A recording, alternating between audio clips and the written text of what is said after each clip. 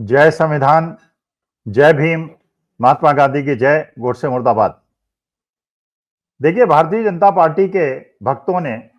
IT cell ने और उनके रणनीतिकारों ने कुणाल कामरा को रातों रात बहुत ज्यादा हिंदुस्तान में ही नहीं पूरे विश्व के अंदर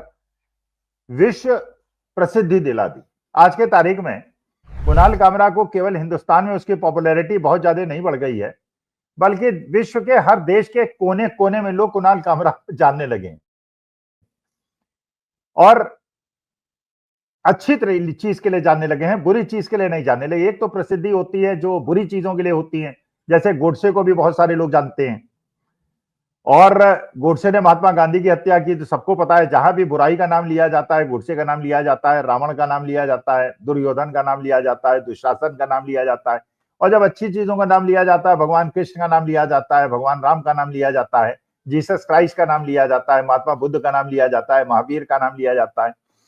तो लेकिन कुणाल कामरा ने जो प्रसिद्धि पाई है, ये एक तो नेगेटिव पब्लिसिटी होती है और एक पॉजिटिव पब्लिसिटी होती है। कुणाल कामरा रातों रात भारतीय जनता पार्टी की मूर्खता के कारण, उसके आरएसएस, आईटी सेल और उसके भक्तों के कारण बहुत ज्यादा प्रसिद्ध हो गया है। और मानी बात है कि जो कुणाल कामरा ने कहा है, अगर मानी बात है कि आज के तारीख में हिंदुस्तान का जो यूथ है, जो पढ़ा लिखा आदमी है, जो इंटायर पॉलिटिकल साइंस में जिसने एमए नहीं किया, जिसकी डिग्री असली है, जिसने पढ़ाई सही में की है, वो ये मानने लगा है कि कुणाल कामरा ने कोई भी ऐसी बात नहीं की जो गलत थी। क्योंकि इसलिए कि उसने जो बात कही थी, क्योंकि बानी बात है वीडियो भी उसका बहुत ज्यादा पॉपुलर हो गया, लाखों लोगों ने देखा, करोड़ों लोगों ने देखा, विश्व भर में लोगों ने देखा। जब उसकी विवेचना करनी उन्होंने शुरू की तो उन्होंने ये कहा कि भाई इस वीडियो के अंदर उन्होंने किसी का नाम तो लिया नहीं।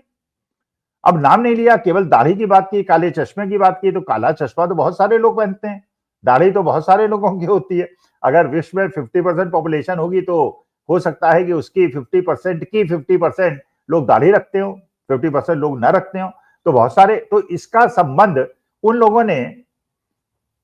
अपने महाराष्ट्र प्रदेश के उप मुख्यमंत्री से कैसे जोड़ लिया। इसका मतलब यह है कि कोई ऐसी विषय है जो लगता है कि कुणाल कामरा सही बात कह रहा है। भाई हमारे भी घर में बहुत सारे परिवार में ऐसे लोग हैं जिनकी दाढ़ी या काला चश्मा लगाते हैं, उन्होंने तो बुरा नहीं माना, तो उन्होंने ही क्यों बुरा मान लिया एकनाथ शिंदे के समर्थकों ने। अच्छा, उसके बाद जैसे जैसे कलई खुल रही है, जैसे जैसे परतें खुल रही है, जैसे जैसे घटनाएं घटी उसको लोग देख रहे हैं, वो कह रहे हैं इसमें तो कुणाल कामरा को कोई गलती नहीं थी, उसकी कोई गलत बात उसने की नहीं, और उसकी सहानुभूति भी मिल रही है और पूरे विश्व के अंदर वो पॉपुलर भी होता जा रहा है। तो ये स्थिति बन रही है। जैसे ये बात हो रही है कि भाई अगर मान लीजिए 3 महीने पहले जनवरी के महीने में उसने एक स्टूडियो के अंदर अपना जो शो था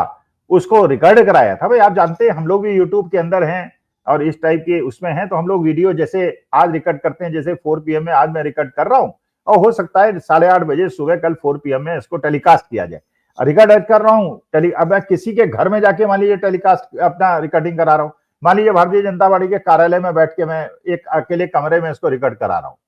और मान लीजिए किसी को मेरी बात पे कोई बुरी लगती है, यार मुझसे मेरे खिलाफ बात करो, मेरे खिलाफ FIR लिखाओ, मेरे खिलाफ कोर्ट में जाओ। अब तुम जाके भारतीय जनता पार्टी का कार्यालय, इसलिए तो खैर वो आज तो संभव नहीं क्योंकि भारतीय जनता पार्टी की सरकार है, लेकिन जिस मकान में जाके मैंने अपनी रिकॉर्डिंग कराई उसको तोड़ने का क्या मतलब है। उस बेचारे को तो पता ही नहीं कि रिकॉर्डिंग हो क्या रही है, वो तो एक स्टूडियो है, उस स्टूडियो के अंदर जो भी फीस जमा करता है, जो भी पैसा जमा करता है, उसके अंदर वो स्टैंड अप कॉमेडियन आता है, 50-60 लोग आते हैं, वो सुनते हैं, उसका वीडियो रिकॉर्ड होता है और कुछ दिनों के और 3 महीने के बाद उसको रिकॉर्ड किया गया। वहां जाके आपने उस स्टूडियो को तोड़ दिया।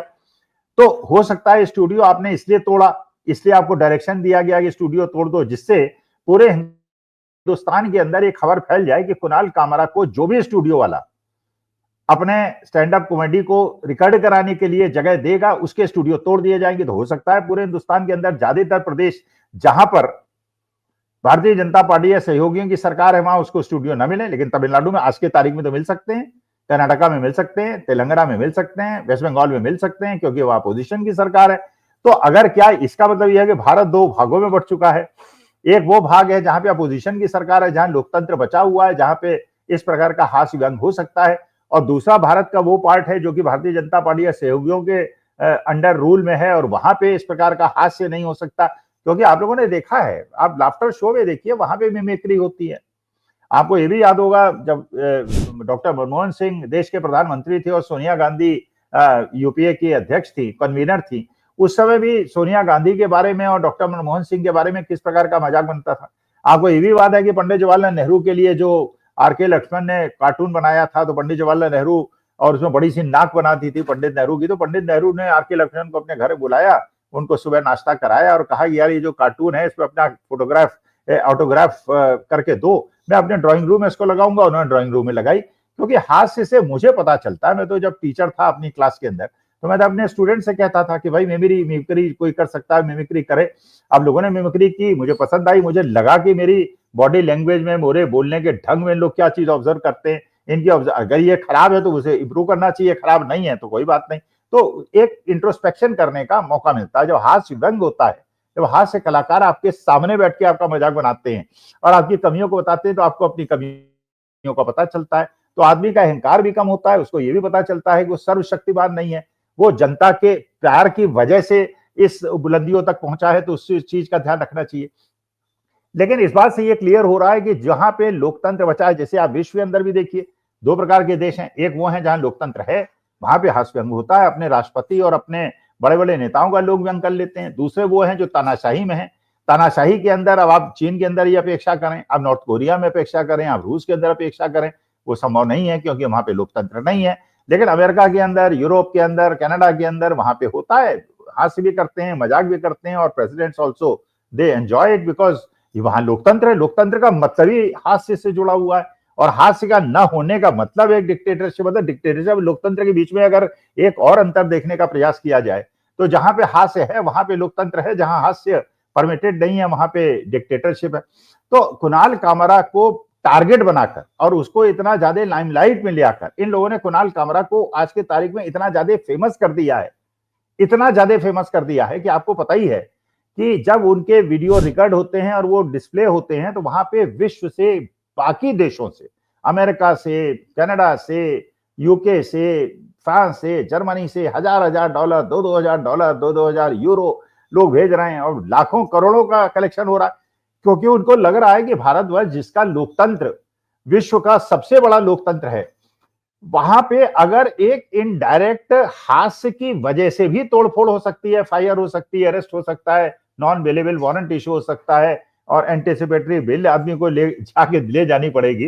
तो जो बात कम्युनिकेट करने के लिए बहुत ज्यादा मेहनत करनी पड़ती है कि भारत के अंदर लोकतंत्र खत्म हो गया और तानाशाही आ गई है, वो तो कुणाल कामरा के केस से ही पूरे विश्व के अंदर ये बात पता चल रही है कि हिंदुस्तान के अंदर लोकतंत्र खत्म हो रहा है, और जिनको लोकतंत्र बचाना है, और जिस प्रकार का कंट्रीब्यूशन आ रहा है, जिस प्रकार का सपोर्ट आ रहा है, उससे पता। अच्छा, फिर एक और चीज समझिए आप, आज कुणाल कामरा को आपने फेमस तो कर दिया, पूरे वर्ल्ड के लोग उसको जानने लगे, उसकी एक एक हास्य की एक्टिंग को वो देख रहे हैं, लाखों करोड़ों लोग देख रहे हैं। अगर वो हिंदुस्तान छोड़ के भी दे, उसका पासपोर्ट तो होगा, अगर उसको कोई वीजा दे दे देश और दूसरे देश में जाके सेटल हो जाए, जो कि देश की डेमोक्रेसी को बढ़ाना चाहता है, लोकतंत्र हिंदुस्तान के अंदर बढ़ाना चाहता है, और हास्य व्यंग का बढ़ावा करना चाहता है, अगर अपने देश में उसको बुला ले और वहां जाके वो रिकॉर्डिंग करेगा, तो क्या शिव सैनिक जाके दूसरे देशों में तोड़फोड़ करेंगे? वहां वो तो उन्हीं को तोड़ देंगे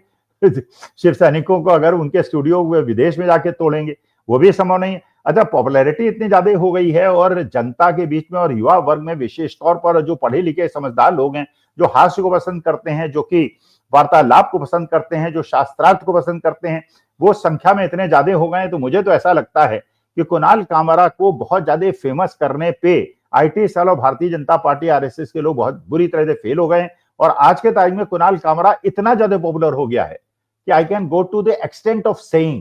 कि अगर वाराणसी के अंदर कल पार्लियामेंट का बाई इलेक्शन हो जाए और मोदी जी के खिलाफ कुणाल कामरा खड़ा हो जाए, तो कुणाल कामरा जीत जाएगा, मोदी जी चुनाव हार जाएंगे, और कुणाल कामरा जहां से भी इलेक्शन लड़ेगा मोदी जी के खिलाफ या एकनाथ शिंदे के खिलाफ, वहां कुणाल कामरा के जीतने की बहुत ज्यादा संभावना है, जबकि उसका इतने पैसे नहीं होंगे, सपोर्ट नहीं होगा, इतना ज्यादा बाहुबल और धन बल नहीं होगा, लेकिन जनता की सहानुभूति होगी। इसलिए कुणाल कामरा को बिना सोचे समझे इस प्रकार की घटना को बहुत ज्यादा तूल दे के शिव सैनिकों ने और भारतीय जनता पार्टी और आईटी सेल वालों ने इसको इतना ज्यादा बढ़ा दिया है कि उसकी वजह से कुणाल कामरा आज के तारीख में विश्व पटल पर एक बहुत पॉपुलर व्यक्ति के रूप में उभरा है, और जिसका सारा सारा योगदान उन लोगों के है, जब ये छोटा सा इशू था, उसको इशू को ऐसे ही चले जाने देते, उससे कोई अंतर नहीं पड़ता। कुणाल कामरा को जानने वाले जितने पहले थे उतने रह जाते, लेकिन आज के तारीख में इस मूर्खता की वजह से उनकी जो पॉपुलैरिटी है वो 20 गुना ज्यादा बढ़ गई है। और आज के तारीख में Kunal Kamra is a famous name in entire world in the field of stand up comedians. नमस्कार, धन्यवाद और प्रणाम।